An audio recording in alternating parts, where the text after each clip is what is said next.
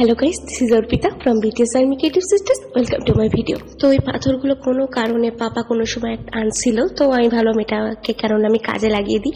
তো দেখতেই পাচ্ছ আমি ছোট্ট একটা পাথর পিক করলাম প্রথমে, তারপরে ভেবেছি এটার পর একটা প্যাঁচা আঁকবো। তো প্রথমে সাদা দিয়ে এটাকে ভালোভাবে কোট করে নিলাম, দেন এটাতে কালার ফিল করা শুরু করলাম। আমি একটা গ্রিন সেটা ভাবছি। আমি একটু নেচার থিমে এটাকে করার ট্রাই করছি, দেখা যাক কতদূর হয়।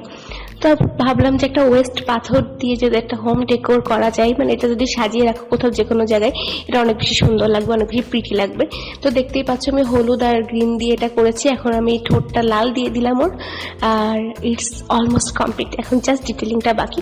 তো আমি কালার হিসেবে কিন্তু অ্যাক্রিলিক কালার ইউজ করেছি, আর এই মার্কারটা দিয়ে, পার্মানেন্ট মার্কারটা দিয়ে ভালোভাবে ডিটেলিং এর কাজটা করেছি। তারপর এই বার্নিশটা ইউজ করছি, এটা লিকুইড বার্নিশ, তোমরা চাইলে স্প্রে বার্নিশ ইউজ করতে পারো। And it's complete.